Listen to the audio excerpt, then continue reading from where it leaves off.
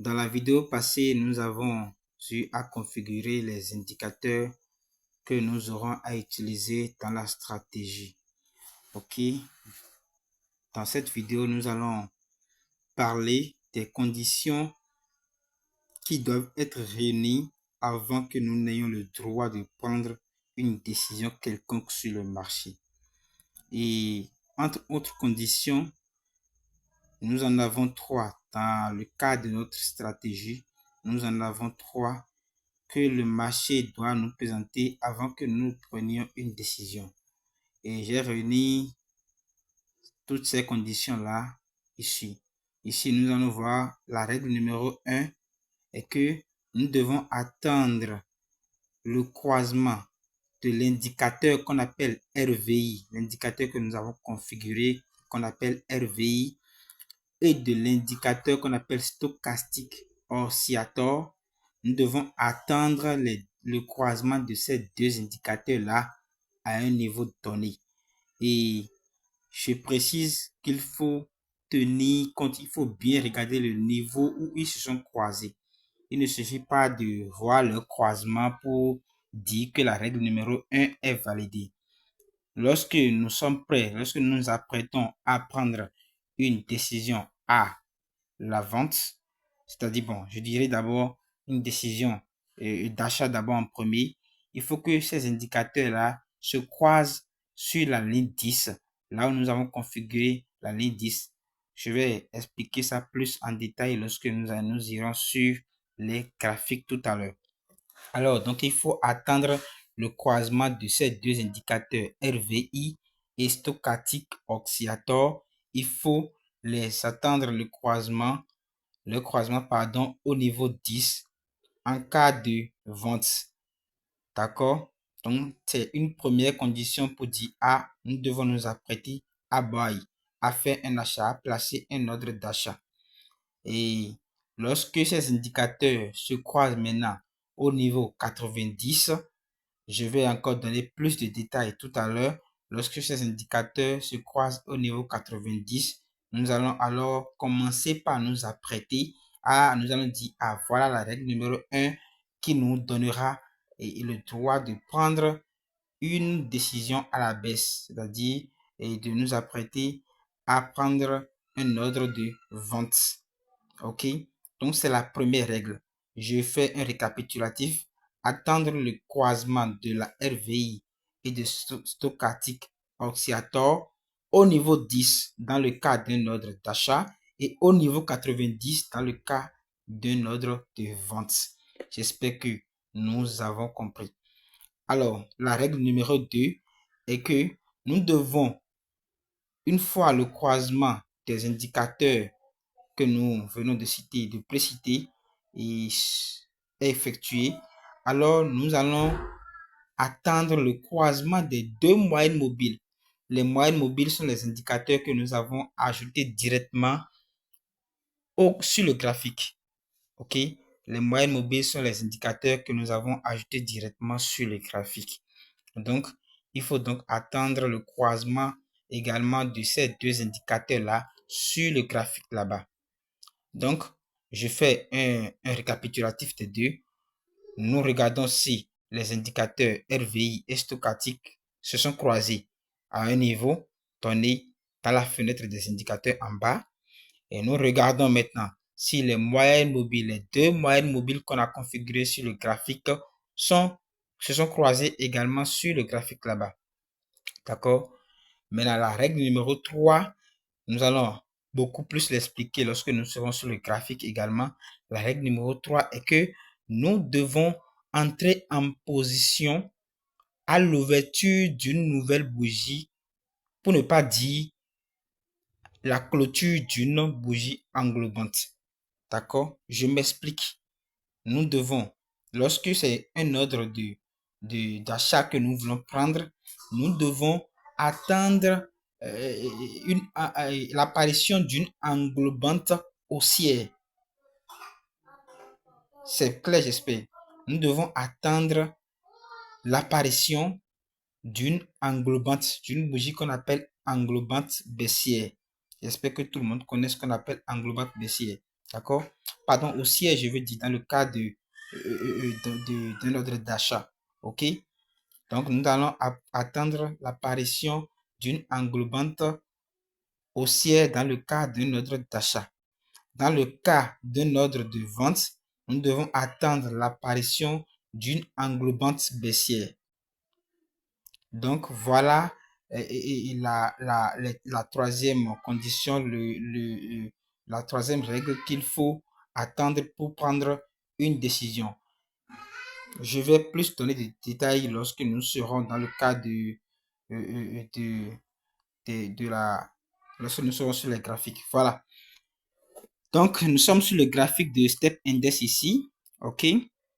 La première condition que j'ai matérialisée par la flèche bleue qui est en bas, c'est que nous devons attendre le croisement des indicateurs RVI et stochastique au niveau 10.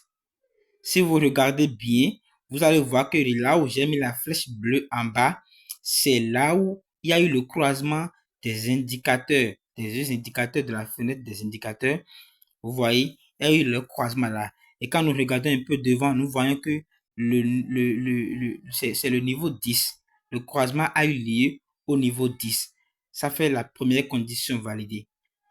Lorsque nous allons maintenant sur le graphique là-bas, là où j'ai matérialisé par la flèche verte, nous voyons également que les deux moyennes mobiles se sont croisées à ce niveau-là exactement. D'accord?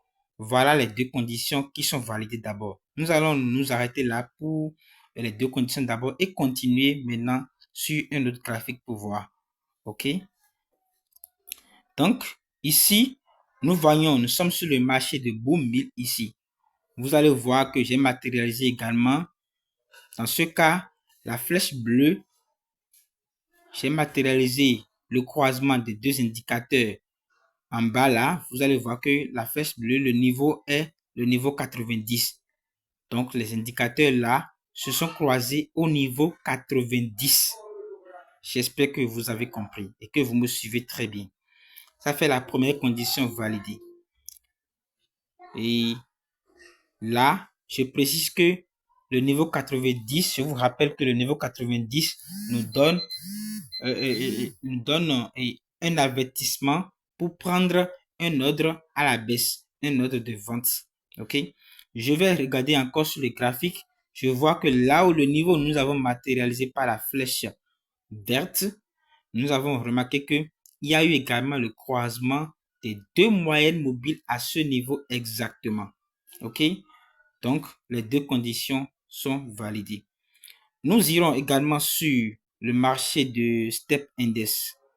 Vous voyez, il y a le marché de Step Index qui est à ce niveau-là. Donc, sur ce marché, nous voyons également le croisement des deux indicateurs RVI et stochastique au niveau 10, là où j'ai matérialisé par la flèche bleue. J'espère que vous suivez. Et en haut sur le graphique également, nous remarquons qu'il y a eu croisement des deux moyennes mobiles là. Donc, j'espère que vous avez compris les deux règles, la validation des deux règles. Nous allons aller maintenant sur la troisième règle et expliquer de mieux en mieux comment on peut regarder, on peut vérifier la troisième condition pour valider notre décision. Alors, vous allez voir, j'ai matérialisé un niveau par un cadre rectangulaire. Alors, vous allez voir qu'il y a une bougie, il y a deux bougies là dans le cadre que j'ai matérialisé. OK? Il y a deux bougies là dans le cadre que j'ai matérialisé. Sur ce niveau, il y a déjà eu la validation, le croisement des indicateurs en bas au niveau 10. Il y a déjà eu le croisement des indicateurs des moyennes mobiles qui sont sur le graphique. Donc, les deux conditions sont déjà validées. Donc, il faut attendre maintenant la validation de la troisième condition pour dire, ah, nous allons prendre une décision. Alors, c'est la troisième condition que j'ai matérialisée dans le cadre rectangulaire là. Alors, il faut voir simplement, il faut attendre simplement que, il faut attendre la clôture de la bougie verte qui est en cours. C'est une bougie qui est en cours, ce n'est pas encore clôturé. D'accord? Nous ne sommes pas sur le marché directement. D'accord? Donc, c'est une image qui est là. Là, vous allez attendre que la bougie verte qui est là, qui est une bougie qui est en cours, qui n'est pas encore clôturée, vous allez attendre simplement sa clôture. Si à sa clôture, vous voyez que cette bougie-là englobe la bougie rouge précédente, c'est là on dit une englobante haussière. J'espère que vous suivez. C'est là, c'est ce qu'on appelle une englobante haussière.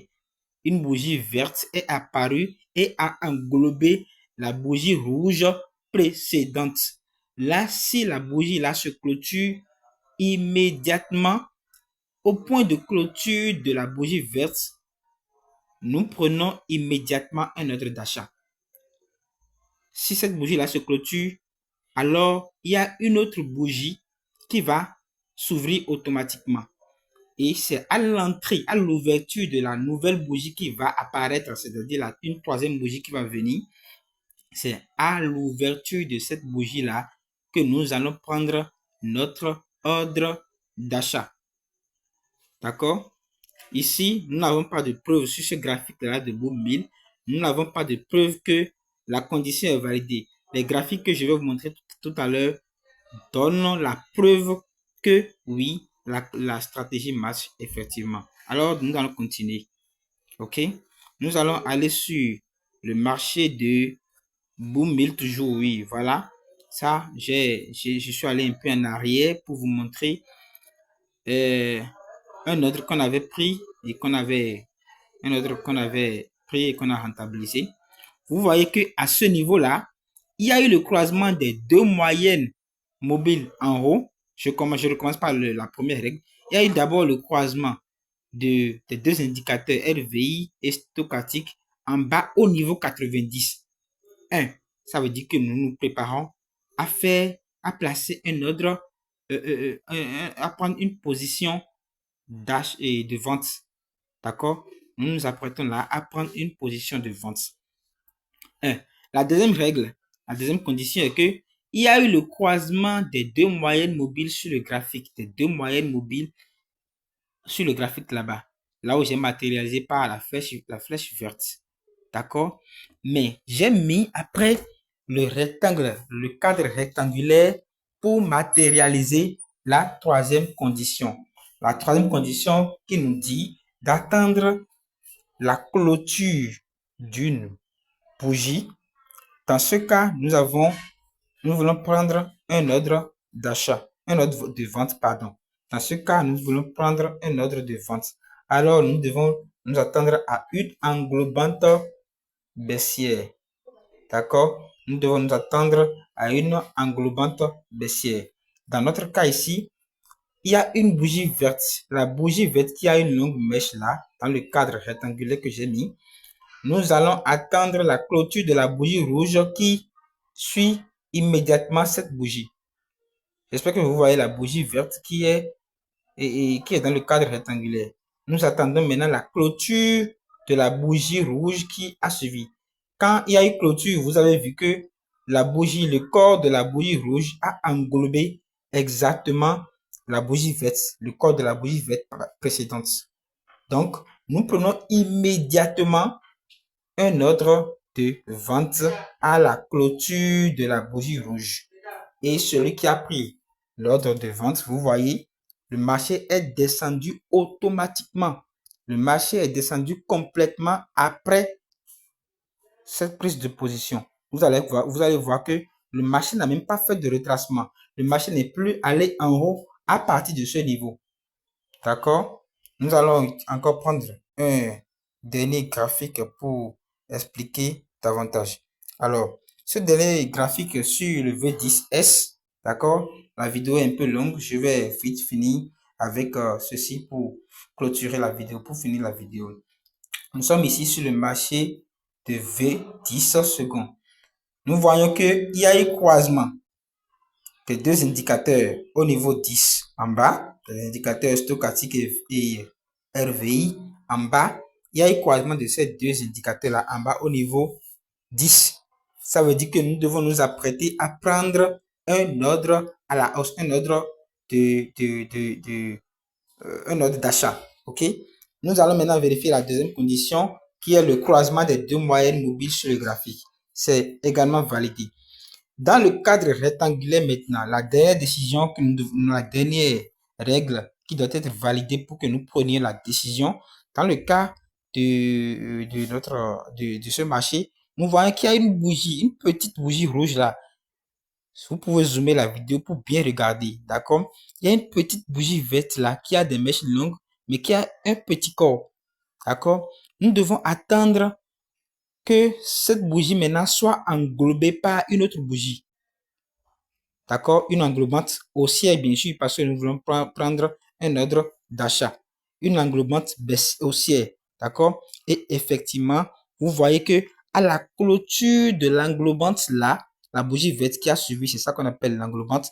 À la clôture de cette englobante là, exactement, nous avons vu que celui qui a pris la position à la clôture de cette bougie là va faire d'énormes profits parce que le marché est allé carrément à la hausse.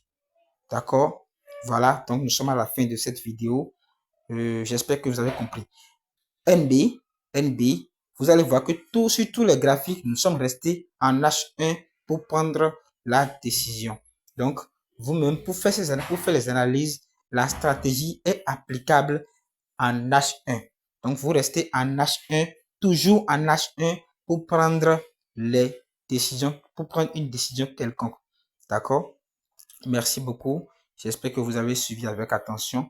Donc, c'est la fin de la vidéo. Merci.